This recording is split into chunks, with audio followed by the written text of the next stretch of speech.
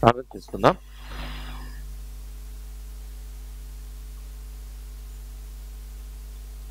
పరిశుద్ధమైన పరలోకపు తండ్రి, నీకు స్తుతులు స్తోత్రం చెల్లిస్తున్నాను ప్రభా.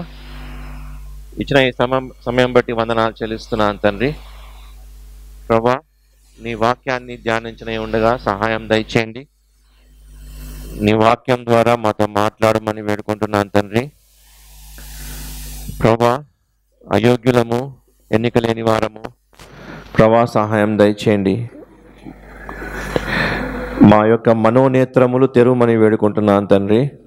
ప్రభా, మాకు జ్ఞానం దయచేయండి. నీ యొక్క ఆలోచనలు, నీ యొక్క తలంపులు దయచేయమని వేడుకుంటున్నాను తండ్రి. గొప్ప దేవా, మరి ఒకసారి ప్రభా, నన్ను నేను తగ్గించుకుంటున్నాను తండ్రి. నీ యొక్క బలమైన పాత్రగా వాడబడటకు సహాయం దయచేయమని వేడుకుంటున్నాను. ఈ కొద్ది నా ప్రార్థన నజరేయుడైన యేసుక్రీస్తు నామములో అడిగి వేడుకుంటున్నాను తండ్రి. ఆమేన్.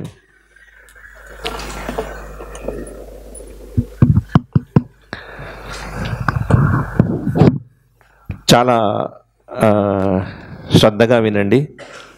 మనకు సమయం చాలా ఉంది. చాలా క్లుప్తంగా ఉంటుంది దేవుని వాక్యము. మనం గమనించినట్టయితే మన పితరులు కదా, నా తల్లిదండ్రులు ఇప్పుడు నాతోటి లేరు, చనిపోయారు కదా. అలాగే ఎవరో ఒకరు, మన అన్నలు కానీ, మన తమ్ముళ్ళు కానీ, మన బంధువులు కానీ, ఎవరినో ఒకరిని మనము కోల్పోయి ఉన్నాం కదా. అంటే వారు ఈరోజు ఈ క్షణాన జీవించి లేరు కదా. అయితే దీన్ని బట్టి స్పష్టం ఏమవుతుందంటే, ఒకరోజు మనం కూడా ఈ లోకాన్ని వదిలిపెట్టి వెళ్ళాల కదా. ఎంతకాలం మనము జీవిస్తాము? ఎందుకంటే దేవుని వాక్యం స్పష్టంగా చెప్తుంది, మనల్ని ఒక గడ్డి పువ్వుతోటి పోల్చింది కదా. అంతలో కనబడి అంతలో మాయమయ్యే మనం కదా. ఒకసారి చాలా శ్రద్ధగా ఆలోచించండి, మన జీవితం ఏ పాటిది, మనము ఎన్ని రోజులు బ్రతుకుతాం ఈ లోకంలో కదా. ఒకరోజు మన ఆత్మ ఈ శరీరాన్ని వదిలిపెట్టాల కదా. వదిలిపెట్టిన తర్వాత నిత్యత్వంలో ఆయనతో పాటు ఉండాలి.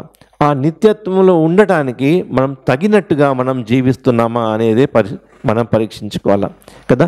నన్ను చూడకండి, ఇది దేవుడి పరిశుద్ధాత్మ మాట్లాడుతున్నాడు. It is not me who speak to you.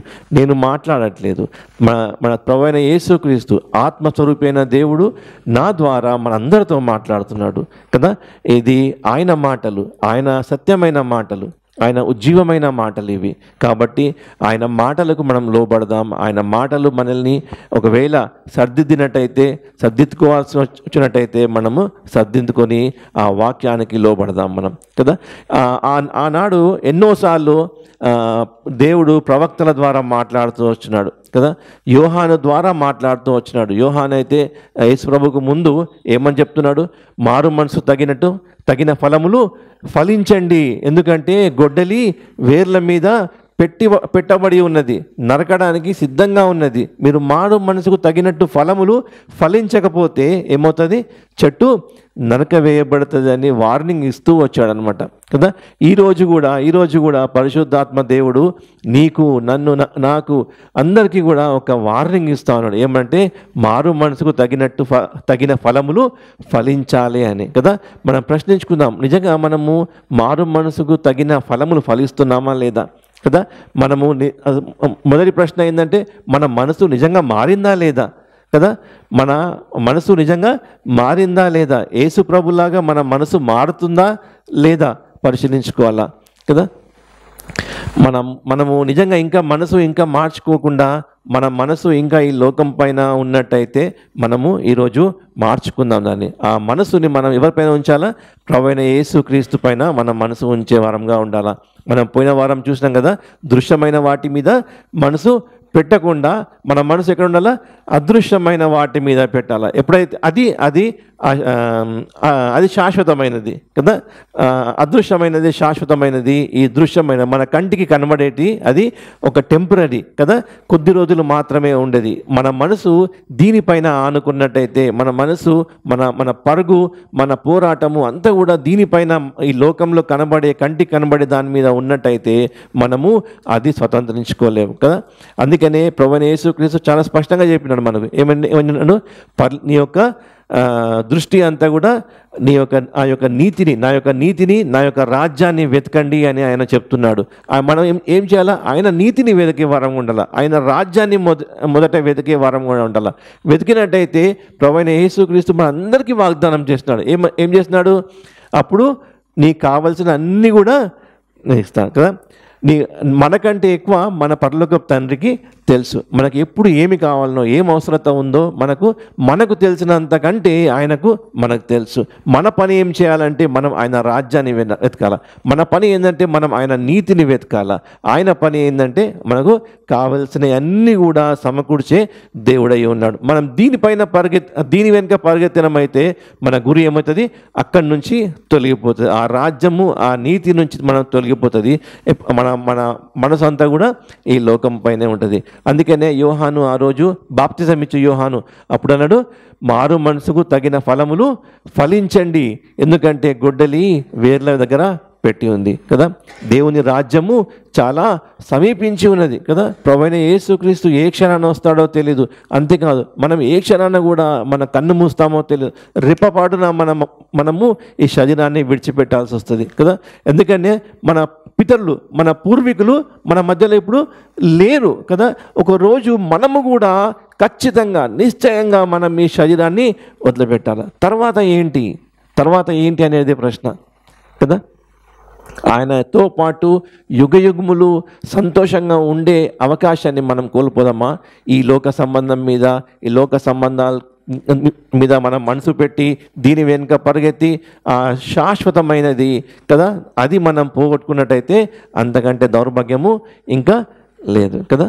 ఈరోజు మనం ఒక తీర్మానం తీసుకున్నాము. మనము మారు మనసుకు తగిన ఫలములు మనము ఫలించాల కదా.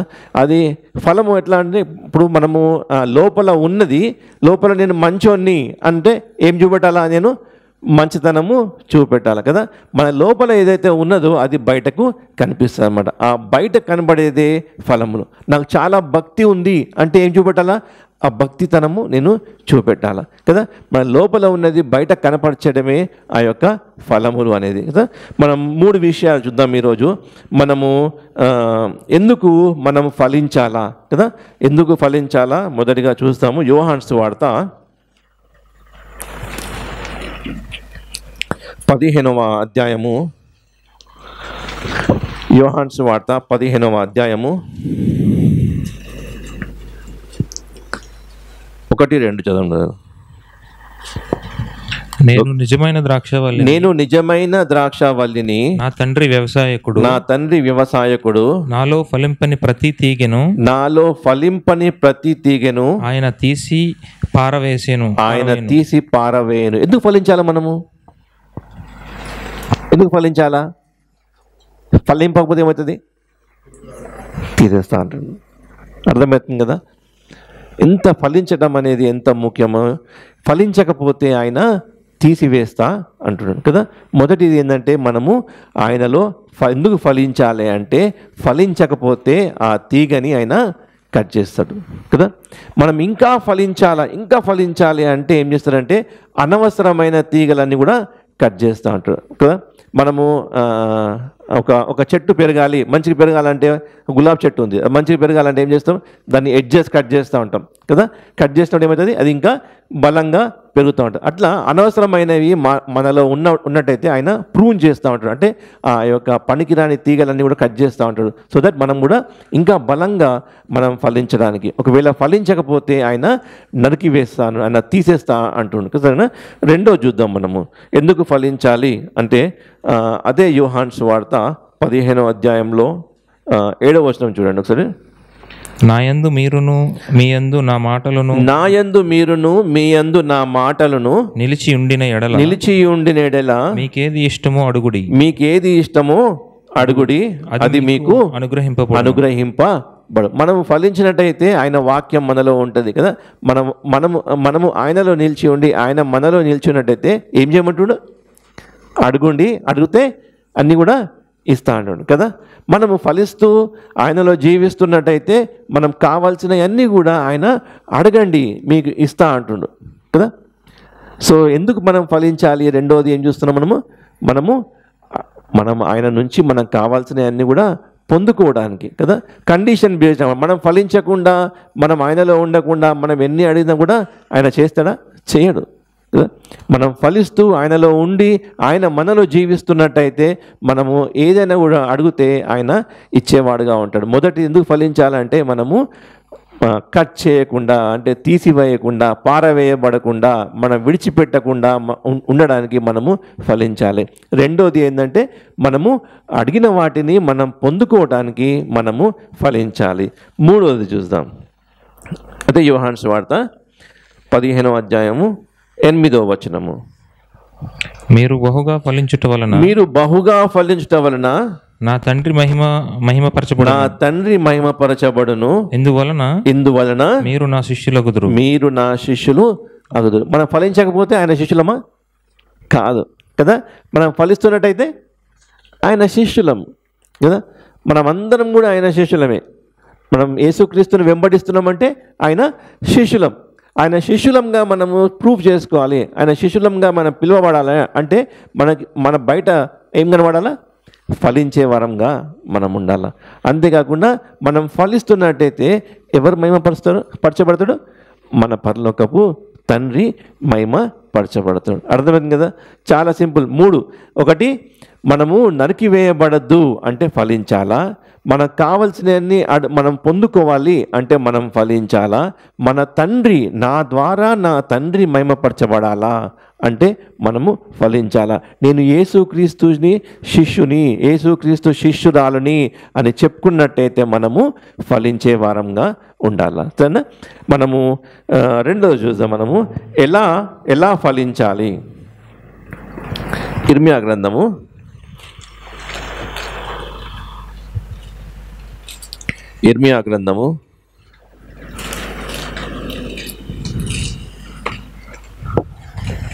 17వ అధ్యాయము. అందరూ తీయండి. కొంచెం టైం తీసుకొనైనా పర్లేదు, అందరం తీసి మనం వాక్యంలో మనం చూద్దాం. ఇర్మియా గ్రంథము 17వ అధ్యాయము 5 నుంచి 8 చూసుకున్నాం. యెహోవా ఎలాగో సెలవిచ్చుచున్నాడు, నరులను ఆశ్రయించి శరీరులను తన అధికారులుగా చేసుకొనుచు తన హృదయమును యెహోవా మీద నుండి తొలగించుకొనువాడు శాపగ్రస్తుడు. వాడు ఎడారిలోని అరుహ వృక్షము వలె ఉండును. మేలు వచ్చినప్పుడు అది వానికి కనబడదు. వాడు అడవిలో కాలిన నేల యందును నిర్జనమైన చవిటి భూమి యందును నివసించును. ఎట్లా ఉందంట ఈ చెట్టు? ఫలిస్తుందా? చిగురిస్తుందా? చిగురిస్తలేదు. ఎందుకు చిగురిస్తలేదు? ఆయన ఎవరిపైన ఆదుకున్నాడు? నరులపైన ఆనుకున్నాడు. నరుల వైపు చూస్తున్నాడు, నరులను ఆశ్రయిస్తున్నాడు కదా. ఏమైనా అవసరత వచ్చిందంటే ఎవరిని ఎవరి వైపు చూస్తున్నాడు? నరులపైనే ఆధారపడుతున్నాడు కదా. ఇప్పుడు మనం ఫలించాలంటే ఎవరిపైన ఆధారపడాలా? దేవుని పైన చాలా సింపుల్ కదా. మనం నరుల వైపు చూస్తూ, నరులపైన ఆశ్రయిస్తూ, నరుల దిక్కు చూస్తున్నట్టయితే మనము ఎప్పుడు కూడా మనము ఫలించము. మనం ఎవరి మీద ఆనుకోవాలా? ఆ ప్రభువైన యేసుక్రీస్తు మీద ఆనుకున్నట్టయితే, మనం ఆయన మీద నమ్మిక ఉంచినట్టయితే, ఆయన పైన సర్వంగా మొత్తం ఆయన ఆధారపడ్డట్టయితే మనము ఫలించే వరంగా ఉంటాం. చదవండి బ్రదర్, ఇంకొంచెం కంటిన్యూ. 7వ వచనం. యెహోవాను నమ్ముకొను వాడు ధన్యుడు. యెహోవా వానికి ఆశ్రయముగా ఉండును. వాడు జలముల యొద్ద నాటబడిన చెట్టు వలె నుండును. అది కాలువల ఓరన దాని వేళ్ళు తన్నును. వెట్ట కలిగినను దానికి భయపడదు. వేడి కలిగిన కష్టం వచ్చినా ఏమి కూడా అది కూడా భయపడదు. దాని ఆకు పచ్చగా నుండును. వర్షము లేని సంవత్సరమున చింత నొందదు. వర్షము లేని సంవత్సరమున చింత నొందదు. కాపు మానదు. వర్షం లేకున్నా కూడా ఏమవుతుందంట? చిగురిస్తూ ఉంటుంది, ఫలిస్తూ ఉంటుంది కదా. వర్షం పడ్డప్పుడే ఫలించడం కాదు, కానీ వర్షం లేనప్పుడు కూడా ఏమవుతుంది? ఫలించే ఉంటాం. మనం కూడా ఎప్పుడైతే ఆయన పైన, ప్రభువైన యేసుక్రీస్తు పైన మన పరలోకపు తండ్రి పైన ఆనుకుంటామో, ఆధారపడతామో, నమ్మిక ఉంచుతామో, మనము కూడా ఫలించే వారంగా ఉంటాం కదా. ఈ ఉపమానం రీతిగా చెప్తున్నాను అర్థం అవ్వడానికి. చెట్టును తీసుకొని అది ఎట్లా ఉంటుందంట, వర్షం లేకున్నా కూడా ఫలిస్తుంది. ఎందుకంటే అది యెహోవాని నమ్ముకున్నాం. మనం కూడా ఎప్పుడైతే యెహోవాని నమ్ముకుంటామో, యెహోవాని ఆధారపడతామో, మన తండ్రి అయిన పైన మనము ఆయన ఆశ్రయించే దేవుడు, మనం మనల్ని ఆదుకునే దేవుడు, మనము ఫలించే వారంగా ఉంటాం. మొదటిది ఏం చూసినాం మనం, ఎట్లా ఫలించగలుగుతాము? ఇదే కదా, మనము ఆయన పైన ఆధారపడాలా, ఆయన పైన నమ్మకం ఉంచాలి. రెండోది చూద్దాం మనం, కీర్తనలు 1వ అధ్యాయము. చాలా కంటత వాక్యం కదా మనకిది. మొదటి అధ్యాయము కీర్తన 1వ అధ్యాయము 2వ వచనం. యెహోవా ధర్మశాస్త్రమునందు ఆనందించుచు దివారాత్రము దానిని ధ్యానించువాడు ధన్యుడు. దివారాత్రము దానిని ధ్యానించువాడు ధన్యుడు కదా. ఫస్ట్ పాజిటివ్ ఏంటంటే మనం యెహోవా యొక్క వాక్యాన్ని దివారాత్రులు దాన్ని ధ్యానించే వారంగా ఉండాలి. చదవటం వేరు, ధ్యానించటం వేరు కదా. చదవటం అంటే మామూలుగా పైన పైన చదువుకుంటా పోవడం. ధ్యానించడం అంటే లోతుగా దాని మీనింగ్ ఏంది, దాని అర్థం ఏంది కదా, అది ఎట్లా మనం ఇంప్లై చేసుకుంటున్నాం అన్నీ కూడా ధ్యానిస్తున్నట్టయితే దివారాత్రులు దాన్ని ధ్యానించువాడు ధన్యుడు అంటున్నాడు. నెగిటివ్ కోణం ఏంటంటే దుష్టుల ఆలోచన చొప్పున నడవక, పాపుల మార్గమున నిలవక, అపహాసకులు కూర్చుండు చోటున కూర్చుండగా. అది చేయొద్దు, ఇది చేయమని దేవుని వాక్యం చెప్తుంది. దుష్టుల ఆలోచన చొప్పున నడవకుండా ఏం చేయమంటుంది? దివారాత్రములు నీ యొక్క ధర్మశాస్త్రాన్ని, ఈ యొక్క దేవుని దేవుని వాక్కు అంటే ఎవరు? దేవుడే కదా. ఈ దేవుణ్ణి మనం చాలా చదివినట్టయితే చాలా అర్థం చేసుకుంటాం, ఇంకా లోతుగా దేవుణ్ణి మనము తెలుసుకునే వారంగా ఉంటాం. ఇది దివారాత్రులు దీన్ని ధ్యానిస్తే ఏం వాగ్దానం చేస్తున్నాడు? 4వ వచనము, 3వ వచనం. అతడు నీటి కాలువల ఎరను నాటబడినదై ఆకువాడక తన కాలమందు ఫలమిచ్చు చెట్టు వలె నుండును. అతడు చేయునదంతయు సఫలమగును కదా. చాలా స్పష్టంగా ఉంది కదా. మనం ఏం చేయాలా? ఇది పాటించాలి అంతే. వాక్యము చాలా స్పష్టంగా మనకు చెప్తుంది, ఇది చేయండి, ఇది చేయొద్దు. ఇది చేస్తే మనము దాని రిజల్ట్ అనేది మనము చూస్తాం. రిజల్ట్ మన జీవితంలో కనిపిస్తలేదు, నేను ఫలిస్తలేను, నేను అట్లే ఉన్నా అంటే లోపం ఎవరిది? మనదే లోపము. మనం దీన్ని ధ్యానిస్తలేము, దీన్ని చదవట్లేదు, దీని ప్రకారంగా మనము జీవిస్తలేము కదా. మనం దేవుణ్ణి ప్రేమిస్తున్నట్టయితే ఆయన వాక్యం మన హృదయంలో మనము ఉంచుకుంటాం కదా. అర్థమవుతుంది కదా. మొదటిది, మనము ఆయన పైన ఆనుకున్నట్టయితే మనం ఫలిస్తాం. నరులను ఆశ్రయిస్తే మనము ఫలించము. రెండోది, దుష్టులు నడిచినట్టు మనం నడుస్తున్నట్టయితే మనము ఫలించము. దివారాత్రము దీన్ని ధ్యానిస్తున్నట్టయితే మనము ఫలిస్తాం. మూడోది చూస్తాం మనం, గలతి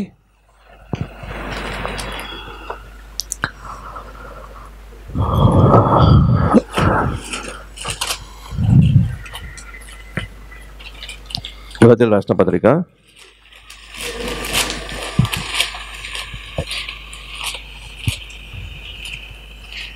5వ అధ్యాయం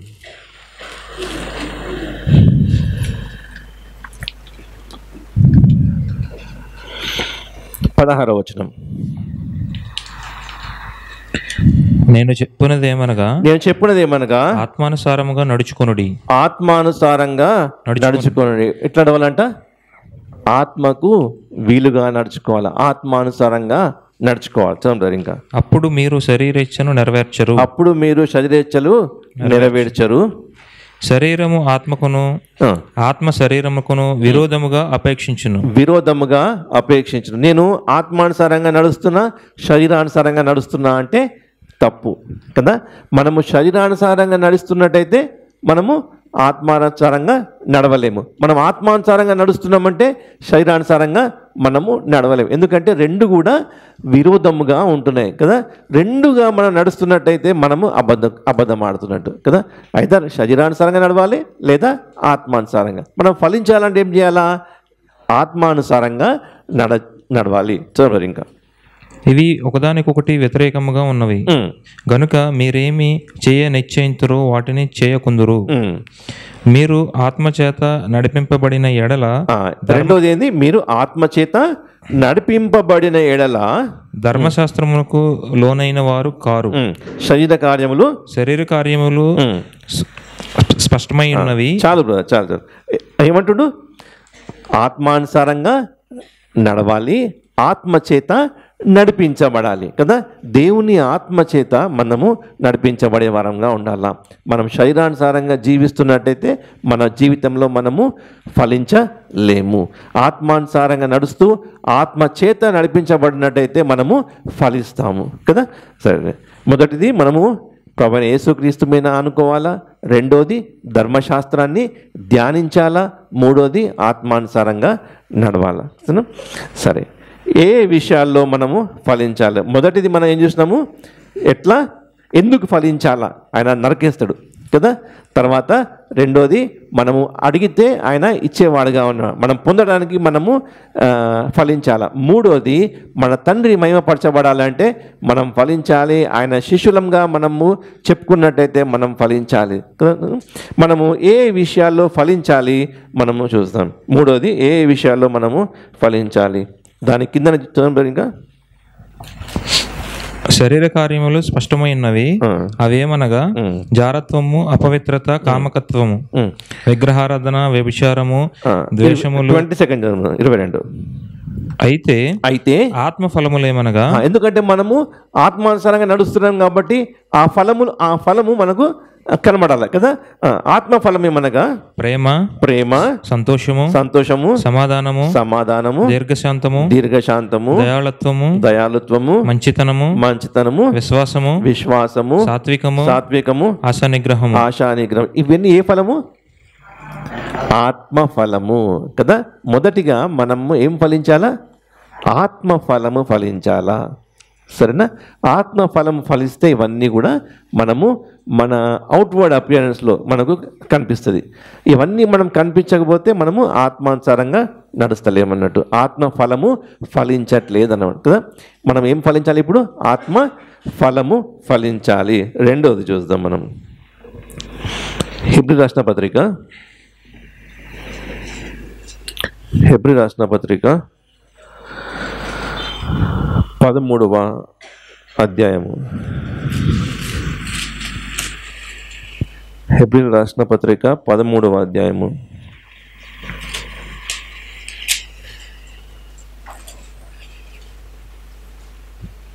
15వ వచనము.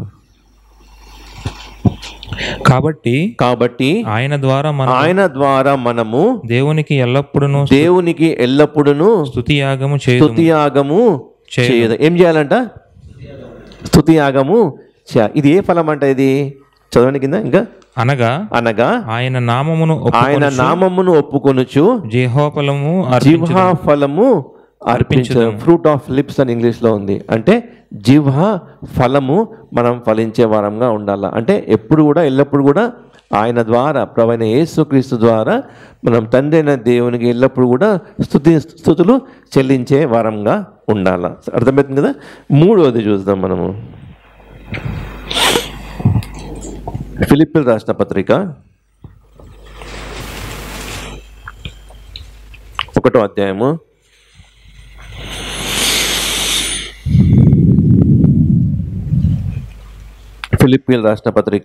1వ అధ్యాయము 11వ వచనం. వారై క్రీస్తు దినమునకు నిష్కపటులను నిర్దోషులను కావాలననియు ప్రార్థించుచున్నాను. ఫిలిప్పీయులకు రాసిన పత్రిక 1వ అధ్యాయము 9-11 కంటిన్యూ ఉంది చూడండి. 11వ వచనం. మీరు శ్రేష్టమైన కార్యములను వివేచింపగలవారగుటకు మీ ప్రేమ తెలివితోనూ సకల విధములైన అనుభవ జ్ఞానములతోనూ కూడినదై అంతకంతకు అభివృద్ధి పొందవలననియు ఇందువలన దేవునికి మహిమయు స్తోత్రము కలుగునట్లు మీరు యేసుక్రీస్తు వలనైన నీతి ఫలములతో నిండుకొనిన వారై క్రీస్తు దినమునకు నిష్కపటములను నిర్దోషులను కావాలననియు ప్రార్థించుచున్నాను. ఏం చేయాలంట? ఏ ఫలం మనం ఫలించాలా? నీతి ఫలములు మనం ఫలించే వారంగా ఉండాలా. నీతి ఫలములు ఫలిస్తే మనము నిందారహితంగా ఆయనని ఎదుర్కొన్నప్పుడు, ఆయన ప్రత్యక్షమైనప్పుడు మనము ఆయన ఎదుట మనం నిలబడతాం కదా. అదే పౌలు రాస్తా ఉన్నాడు అనమాట. ఏం రాస్తున్నాడంటే మనము నీతి ఫలములు ఫలించే వరంగా ఉండాలా. మొదటి ఫలము మనం ఏం ఫలించాలా? ఆత్మఫలం ఫలించాలా. రెండోది జిహ్వా ఫలము కదా, అంటే మనం ఎప్పుడు కూడా ఆయనని స్తుతించే వారంగా ఉండాలా. మూడోది నీతి ఫలము ఫలించే వారంగా ఉండాలా. నాలుగోది చూద్దాం, తీతుకు రాసిన పత్రిక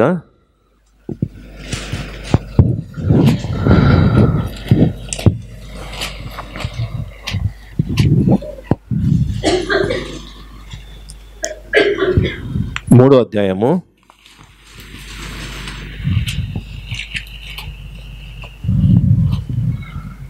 14వ వచనం.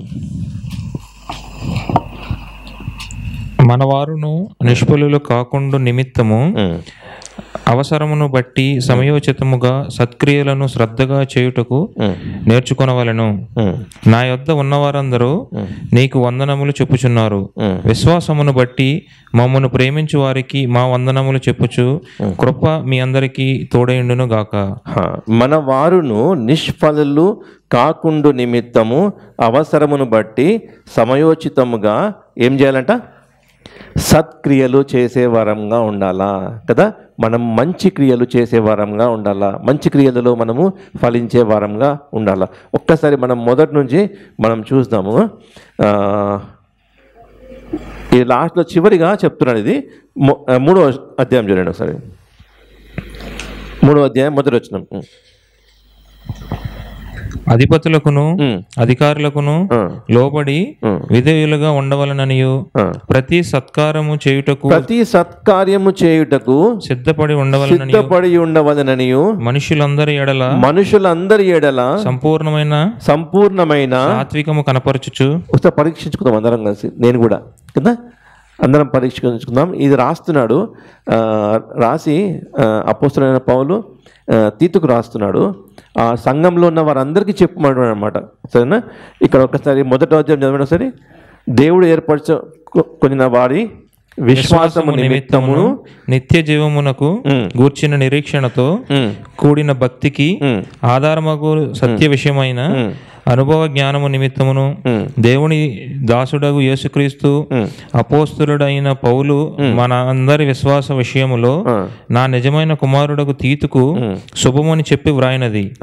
ఆ నిత్య జీవమును అబద్ధమాడనేరని దేవుడు అనాది కాలమందే వాగ్దానము చేసిన గాని ఇప్పుడు మన రక్షకుడైన దేవుని ఆజ్ఞ ప్రకారము నాకు అప్పగింపబడిన సువార్త ప్రకటన వలన తన వాక్యమును యుక్త కాలము యందు బయలుపరిచెను. తండ్రి అయిన దేవుని నుండి మన రక్షకుడైన క్రీస్తు యేసు నుండి కృపయు కనికరము సమాధానము నీకు కలుగును గాక. చాలు. ఇప్పుడు 3rd వర్డ్స్కి రండి, 3rd చాప్టర్కి.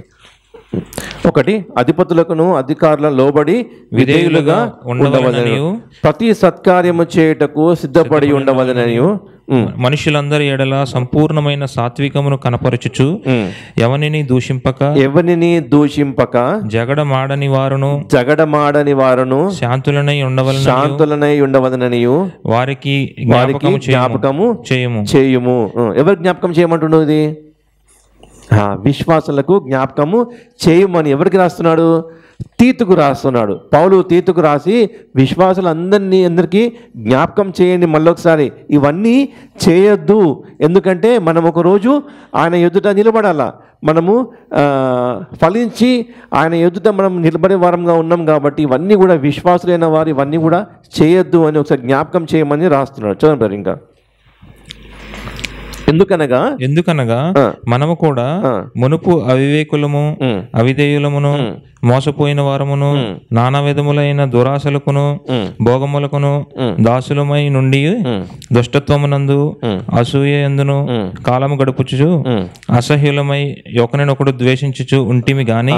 ఇంతకు ముందు మన జీవితం అలా ఉండే కదా, ఒకరినొకరు ద్వేషించుకుంటా, ఒకరినొకరు మనం దూషించుకుంటా ఉండేవారు. మన పాత స్వభావం అట్లా ఉండే. కానీ దేవుని అపారమైన కృప చొప్పున మనలందరినీ కూడా ఆ యొక్క బంధకం నుంచి, ఆ చీకటిలో నుంచి మనల్ని వెలుగులోకి మనకు నడిపించినాడు. మనకు రక్షణ అనుభవం దయచేసినాడు. మన మనసు ఏమైంది? మారింది. మనం యేసుక్రీస్తుని మనము వెంబడిస్తూ వస్తున్నాం. ఇప్పుడు యేసుక్రీస్తు శిష్యులంగా మనం పిలువబడుతున్నాం, విశ్వాసులంగా మనం పిలువబడుతున్నాం. ఎందుకంటే యేసుక్రీస్తుని విశ్వసిస్తున్నాం కాబట్టి మనము విశ్వాసులంగా మనము పిలువబడుతున్నాడు. కాబట్టి అది ఇంతకుముందు చేసేవారము, కానీ ఇప్పుడు మనము ఇలా మనం మారిపోయినాం. కాబట్టి మనం ఏం చేయాలంట? మనము ఫలించే వారంగా ఉండాలి అని చివరిలో మనకు చెప్తున్నాం. మన ఐదో వచనం, మనము నీతిని అనుసరించి చేసిన క్రియలు మూలముగా కాక తన కనికరమును చొప్పుననే పునర్జన్మ సంబంధమై స్నానము ద్వారా పరిశుద్ధాత్మ మనకు నూతన స్వభావము కలుగజేయట ద్వారాను మనలను రక్షించెను. ఎంతమందికి న్యూ క్యారెక్టర్ వచ్చింది? ఇప్పుడు యేసు ప్రభు క్యారెక్టర్ వచ్చింది. ఇంతకుముందు అందరం కూడా ఇష్టానుసారంగా జీవించినాం కదా, ఎక్కడో కదా తప్పిపోతూ వచ్చినాం. ఇప్పుడు ఎందరూ నూతన జన్మ పొందినరు, అంటే మారు మనసు పొంది నూతన జన్మ పొందినరు కదా. మనల్ని మనం పరీక్షించుకుందాం కదా. మనమందరం కూడా నూతన జన్మ అనుభవం కలిగి ఉన్నాం. ఇప్పుడు ఏం చేయాలి? మనము దానికి తగినట్టుగా మనం జీవించాలా, మనం ఫలించాలా అని చెప్తూ చివరిగా ఏం చెప్తున్నానంటే, మనము 14వ వచనము, మనము మన వారును నిష్ఫలులు కాకుండా నిమిత్తము అవసరమును బట్టి సమయోచితముగా సత్క్రియలు శ్రద్ధగా చేయుటకు నేర్చుకొనవలెను. ఏం చేయాలి? మనం ఇప్పుడు సత్క్రియలు చేసేవారంగా ఉండాలా. మొదటి ఫలం దేంతో ఫలించాలా? ఆత్మ ఫలం ఫలించాలా. రెండోది జీవ ఫలము ఫలించాలి. మూడోది నీతి ఫలము ఫలించాలి. నాలుగోది సత్క్రియలలో మంచి చేసే వారంగా ఉండాలా కదా. ఇవన్నీ చేయకపోతే ఫలిస్తున్నట్ట? ఫలించకపోతే ఏమవుతుంది? కట్ చేస్తాడు. మనం అడిగింది మనకు దొరకదు. మనము మన తండ్రిని కదా, మన తండ్రిని మనము మహిమ పరచలేం. ఇవన్నీ చేయాలంటే మనము దేవుని వాక్యము దివారాత్రులు దాన్ని ధ్యానించాలా. మనం ఎవరిపైన ఆనుకోవాలా? దేవుని పైన ఆనుకోవాలా. చాలా సింపుల్ ఉంది కదా, చాలా సింపుల్. మనం చేయాలా అంతే. కొంచెం చంపుకోవాలా, మన శరీరాశలు చంపుకోవాలా, మన శరీరాన్ని కొంచెం నలగొట్టుకోవాలా కదా. మన ఫోకస్ అంతా ఆయన పైన ఉండాలా. ఎందుకంటే ఒకరోజు నాలో ఉన్న ఆత్మ ఈ శరీరాన్ని విడిచిపెట్టేస్తుంది. విడిచిపెట్టిన తర్వాత అక్కడ పోయి నిలబడాల కదా. మన డెస్టినీ అది, ఇది కాదు మన డెస్టినీ. మన పౌరసత్వము అక్కడ ఉంది అని పౌలు చెప్తున్నాడు. మన గురి అది, మన అది వెతకాల. ఇక్కడ మనము గడ్డి పువ్వుతో పోల్చినాడు కదా. పొద్దునుంటే సాయంత్రము వాడిపోతుంది. అటువంటి జీవితం మనది. మన పితరులు మన మధ్యలో లేరు, మన తల్లిదండ్రులు లేరు, మన అన్నదమ్ములు లేరు కదా. వాళ్ళని చూసైనా మనం ఏం నేర్చుకోవాలంటే, ఒకరోజు నేను కూడా అదే బాటలో వెళ్ళిపోతా. ఇది చాలా ముఖ్యమైనది. ఆయన రాజ్యం, అందుకనే దేవుని రాజ్యము సమీపించి ఉన్నది, మారు మనసు పొందండి అని యేసు ప్రభు మొత్తుకున్నాడు కదా. ఈరోజు కూడా పరిశుద్ధాత్మ దేవుడు అదే మొత్తుకుంటున్నాడు. మారు మనసుకి తగిన ఫలములు ఫలించండి. గొడ్డలి వేర్ల దగ్గర ఉంది. ఒక చక్కటి ఉపమానం చెప్పాను, అది చూసుకొని ముగించుకుందాం. లూకాసు వార్త 13వ అధ్యాయం. మీరు చాలా ప్రేమతో ఒక గులాబీ కొమ్మ తెచ్చుకున్నారనుకోండి కదా. అది పువ్వులు కాస్తలేదు, ఏం చేస్తారు? తీసేస్తారు కదా. అప్పుడే తీస్తారా? ఆగుతారా? ఆగుతారు కదా. చూసి వెయిట్ చేస్తూ ఉంటాం. సరే ఇప్పుడైనా వచ్చే నెల కాస్తుందేమో అని చూస్తాం కదా. ఆ నెల కూడా పువ్వు పుయ్యలే. 1 సంవత్సరం వెయిట్ చేస్తావు, పువ్వు పుయ్యలే, ఏం చేస్తావు కదా. కష్టపడి తెచ్చుకున్న, ఇష్టపడి తెచ్చుకున్న చెట్టు కాబట్టి ఇంకో సంవత్సరం మనము వెయిట్ చేస్తాం, ఇంకో సంవత్సరం వెయిట్ చేస్తాం. అసలు పూయకపోతే ఉంచుకుంటామా దాన్ని కదా. అదే పరిస్థితి మన జీవితం కూడా. అదే ఉపమానము ప్రభువైన యేసుక్రీస్తు కూడా చెప్పించడం బ్రదర్. లూకాసు వార్త 13వ అధ్యాయం 16వ వచనం. ఇదిగో ఇదిగో 18 ఏండ్ల నుండి అందరు తీసిందా ఒక్కసారి నేను. లూకాసు వార్త 13వ అధ్యాయం 16వ వచనం. ఇదిగో 18 ఏండ్ల నుండి సాతాను బంధించిన అబ్రహాము కుమార్తె అయిన ఈమోను విశ్రాంతి దినమునందు ఈ కట్ల నుంచి 18 చదవండి బ్రదర్. 18వ వచనం. ఆయన దేవుని రాజ్యము దేవుని పోలి ఉన్నది, దేనితో దాని పోల్తుము. ఒక మనుష్యుడు తీసుకొని పోయి తన తోటలో వేసిన ఆవగింజ పోలి ఉన్నది. అది పెరిగి వృక్షమాయను, ఆకాశ పక్షులు దాని కొమ్మల యందు నివసించెను. కాదు బ్రదర్, కాదు ఒక్క నిమిషం. ఏది ఎన్నో వచ్చిన బ్రదర్? ఓకే. వచ్చినప్పుడు ఏమీ దొరకలేదు కనుక అతడు ఇదిగో 3 ఏళ్ల నుండి నేను ఈ అంజూరపు చెట్టును పండ్లు వెతకవచ్చున్నాను కానీ ఏమీ దొరకలేదు. చాలు బ్రదర్. అయితే ఒక మనుషుడు తోటలో ఏముందంట, ద్రాక్ష తోటలో అంజూరపు చెట్టు ఒకటి ఉంది. 3 సంవత్సరాల నుంచి ఆయన పండు కాస్తుందేమో అని ప్రతి సంవత్సరం వస్తున్నాడు అనమాట. ఏమైంది, దొరికిందా పండు, కాసిందా? లేదు. చంద్ర గనుక అతడు ఇదిగో 3 ఏండ్ల నుండి నేను ఈ అంజూరపు చెట్లను పండ్లు వెతకవచ్చుచున్నాను కానీ ఏమీ దొరకలేదు. దీనిని నరికివేయము, దీని వలన ఈ భూమి ఎలా వ్యర్థమైపోవాలనని ద్రాక్ష తోటమాలితో చెప్పాను. అయితే అప్పుడు ఏమంటున్నాడు ఆ మనుషుడు, ఏమంటున్నాడు, అయ్యా నేను దాని చుట్టూ త్రవ్వి ఎరువు వేయ మట్టుకు ఈ సంవత్సరము కూడా ఉండనిమ్ము. అది ఫలించినా సరి, సరే లేని ఎడల నరికివేయమని అతనితో చెప్పాను కదా. 22 పోతే పోయింది, 23 పోతే పోయింది, 24 పోతే పోయింది. కనీసము 25లోన దేవుడు మనం ఫలించాలని ఆశపడుతున్నాడు కదా. దీనికి ఫలించాలంటే మనం ఇంతకుముందు చూసుకున్న విధంగా మనం చేసినట్టయితే మనం తప్పకుండా ఫలిస్తాం కదా. మనము అయ్యా ఇది ఇంకొక సంవత్సరం ఉండని అని ప్రభువైన యేసుక్రీస్తు కూడా మన పక్షాన ఆయన ప్రార్థన చేస్తున్నాడు తండ్రికి కదా. రోమీయులకు రాసిన పత్రిక 8వ అధ్యాయంలో ఉంటుంది, 8:34లో.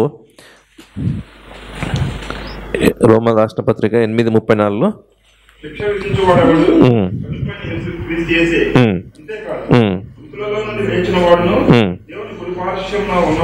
ఉన్నవాడును మన కొరకు విజ్ఞాపనము చేయువాడను ఆయనే. ఈరోజు కూడా మన ప్రభువైన యేసుక్రీస్తు విజ్ఞాపన చేస్తున్నాడు. అయ్యా వీరు కొంచెం ఒక్క సంవత్సరం ఓపిక పట్టండి, ఈ 2025 అన్నా వీరు ఫలిస్తారు కదా. ఫలిద్దామా అందరం? చాలా సింపుల్. ఏం చేయాలా ఏం చేయొద్దు అని దేవుని వాక్యంలో మనకు స్పష్టంగా మాట్లాడినాడు. అటు విధంగా మనం చేస్తే మనము ఫలించే వారంగా మనం ఉంటాం. దేవుడి మాటలు దీవించును గాక.